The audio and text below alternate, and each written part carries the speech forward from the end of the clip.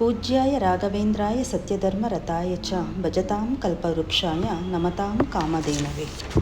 ನಮಸ್ಕಾರ ಸ್ನೇಹಿತರೆ, ಹೇಗಿದ್ದೀರಾ ಎಲ್ಲರೂ?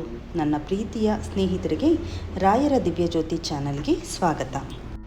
ನಾನು ವಿಡಿಯೋ ಮಾಡಿ ತುಂಬ ದಿನಗಳೇ ಆಗೋಗಿತ್ತು ಸ್ನೇಹಿತರೆ. ತುಂಬ ದಿನ ಆದಮೇಲೆ ನಾನು ಈ ವಿಡಿಯೋನ ಮಾಡ್ತಾಯಿದ್ದೀನಿ ಸ್ನೇಹಿತರೆ. ಈ ವಿಡಿಯೋದಲ್ಲಿ ನಾನು ತುಂಬ ಜನ ತಮ್ಮ ಜೀವನದಲ್ಲಿ ತುಂಬಾ ಕಷ್ಟ ಅನುಭವಿಸ್ತಾ ಇರ್ತಾರೆ ಅಲ್ವಾ? ಪ್ರತಿಯೊಬ್ಬರಿಗೂ ತಮ್ಮ ಜೀವನದಲ್ಲಿ ಕಷ್ಟ ಅನ್ನೋದು ಕಟ್ಟಿಟ್ಟ ಬುತ್ತಿ. ಅದರಲ್ಲೂ ರಾಯರ ಭಕ್ತರೆಲ್ಲರ ಮನಸ್ಸಿನಲ್ಲಿ ಒಂದು ಪ್ರಶ್ನೆ ಯಾವಾಗಲೂ ಕಾಡ್ತಾ ಇರುತ್ತೆ. ನಾವು ರಾಯರನ್ನ ಇಷ್ಟು ಪೂಜಿಸ್ತೀವಿ, ಇಷ್ಟು ಆರಾಧಿಸ್ತೀವಿ, ಆದರೂ ಕೂಡ ರಾಯರ ಅನುಗ್ರಹ ಯಾಕೆ ನಮ್ಮ ಮೇಲೆ ಆಗ್ತಾಯಿಲ್ಲ, ನಮ್ಮ ಕಷ್ಟ ಯಾಕೆ ಕಮ್ಮಿ ಆಗ್ತಾಯಿಲ್ಲ, ಯಾಕೆ ತೀರ್ತಾ ಇಲ್ಲ ಅಂತ ಹೇಳಿ ತುಂಬ ಜನಗಳ ಮನಸ್ಸಿನಲ್ಲಿರುವಂತಹ ಪ್ರಶ್ನೆ ಇದು. ನೋಡಿ, ಎಲ್ಲದಕ್ಕೂ ಸಮಯ ಅನ್ನೋದು ತುಂಬಾ ಮುಖ್ಯ ಅಲ್ವಾ? ಒಂದು ಒಳ್ಳೇದು ನಡಿಬೇಕು ಅಂದರೂ ಆ ಸಮಯ ಬರಲೇಬೇಕು. ಅದು ಬರೋ ತನಕ ನಾವು ತಾಳ್ಮೆಯಿಂದ ಕಾಯಬೇಕು. ನಮ್ಮ ರಾಯರ ಮೇಲೆ ನಾವಿಟ್ಟಿರುವಂತಹ ನಂಬಿಕೆನ ಯಾವತ್ತೂ ಕೂಡ ಕಳ್ಕೋಬಾರ್ದು. ಯಾಕಪ್ಪ ಈ ಮಾತು ಹೇಳ್ತಾ ಇದ್ದೀನಿ ಅಂದರೆ, ನಮಗೆ ಗೊತ್ತಿಲ್ಲದೆ ಥರ ಎಷ್ಟೋ ಸರಿ ರಾಯರು ನಮಗೆ ದಾರಿ ತೋರಿಸಿರ್ತಾರೆ. ಅದು ನಮಗೆ ಗೊತ್ತೇ ಆಗಿರಲ್ಲ. ನಮಗೆ ಯಾವುದು ಸರಿ ಯಾವುದು ತಪ್ಪು ಅಂತ ಅವ್ರಿಗೆ ತುಂಬ ಚೆನ್ನಾಗಿ ಗೊತ್ತಿರುತ್ತೆ ಅಲ್ವಾ? ನಮಗೇನು ಕೊಡಬೇಕು ಏನು ಕೊಡಬಾರ್ದು ಅಂತಲೂ ಅವ್ರಿಗೆ ಗೊತ್ತಿರುತ್ತೆ. ಆ ಸಮಯ ಬಂದಾಗ ಖಂಡಿತವಾಗ್ಲೂ ಅವರು ನಮಗದನ್ನು ಕೊಟ್ಟೇ ಕೊಡ್ತಾರೆ.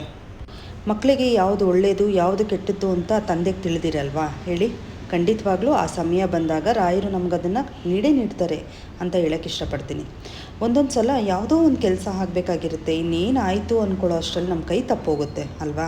ತುಂಬ ನಿರಾಸೆ ಆಗುತ್ತೆ, ತುಂಬ ಬೇಜಾರಾಗುತ್ತೆ. ನಮ್ಮ ಹಣೆ ಬರಹನೇ ಸರಿ ಇಲ್ಲಪ್ಪ, ಯಾಕೆ ಈ ಥರ ಆಗ್ತಾಯಿದೆ ಅಂತ ಹೇಳಿ ನಮಗೆ ನಾವೇ ಎಷ್ಟೋ ಸರಿ ಅಂದ್ಕೊಂಡಿರ್ತೀವಿ. ಆದರೆ ಒಂದು ತಿಳ್ಕೊಳ್ಳಿ, ಅದು ನಮ್ಮ ಕೈ ತಪ್ಪೋಗಿದೆ ಅಂದರೆ ಮುಂದೆ ಅದಕ್ಕಿಂತ ಒಳ್ಳೆಯದು ಯಾವುದೋ ಒಂದು ನಮ್ಮ ಕೈ ಸೇರುತ್ತೆ ಅಂತಲೇ ಅರ್ಥ. ಆದರೆ ನಾವು ನಮ್ಮ ಪ್ರಯತ್ನ ಮಾತ್ರ ಬಿಡಬಾರ್ದು. ನಾವು ಪ್ರಯತ್ನ ಪಡ್ತಾನೇ ಇರಬೇಕು. ನಮ್ಮ ಪ್ರಯತ್ನಕ್ಕೆ ನಮ್ಮ ಕಷ್ಟಕ್ಕೆ ತಕ್ಕ ಫಲ ಸಿಕ್ಕೇ ಸಿಗುತ್ತೆ ಸ್ನೇಹಿತರೆ. ದಯವಿಟ್ಟು ಯಾರು ಯಾವುದೇ ಸಂದರ್ಭದಲ್ಲಾಗಲಿ ಭರವಸೆನ ಕಳ್ಕೊಳ್ಳೋದಕ್ಕೆ ಹೋಗಬೇಡಿ. ನಮ್ಮ ರಾಯರು ನಮ್ಮ ಜೊತೆಗೆ ಯಾವಾಗಲೂ ಇರ್ತಾರೆ. ರಾಯರಿದ್ದಾರೆ ಅನ್ನೋ ಒಂದು ನಂಬಿಕೆಯಲ್ಲೇ ನಾವು ಬಾಳ್ತಾ ಇದ್ದೀವಿ ಅಂತಂದರೆ ರಾಯರು ನಮ್ಮನ್ನು ಬಿಟ್ಟು ಎಲ್ಲಿಗೂ ಹೋಗಲ್ಲ, ಅನುಗ್ರಹ ಮಾಡೇ ಮಾಡ್ತಾರೆ.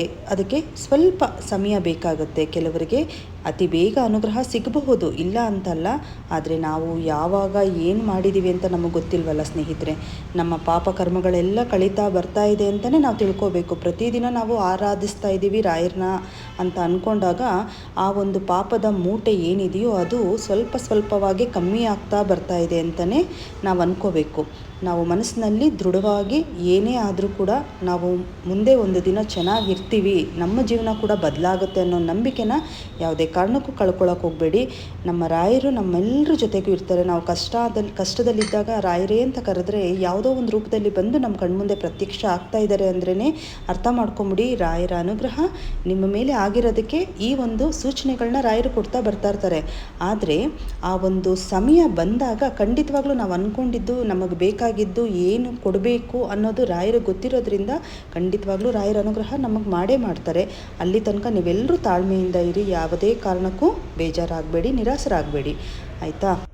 ಇಷ್ಟನ್ನು ಹೇಳ್ತಾ ಇವತ್ತಿನ ವಿಡಿಯೋನ ಮುಗಿಸ್ತಾ ಇದ್ದೀನಿ. ಯಾರೆಲ್ಲ ಇನ್ನೂ ನನ್ನ ಚಾನೆಲ್ನ ಸಬ್ಸ್ಕ್ರೈಬ್ ಆಗಿಲ್ವೋ ಸಬ್ಸ್ಕ್ರೈಬ್ ಮಾಡಿ, ಸಪೋರ್ಟ್ ಮಾಡಿ ಅಂತ ಕೇಳ್ಕೊಳ್ತಾ ಇವತ್ತಿನ ವಿಡಿಯೋನ ಮುಗಿಸ್ತಾ ಇದ್ದೀನಿ. ನಮಸ್ಕಾರ ಸ್ನೇಹಿತರೆ.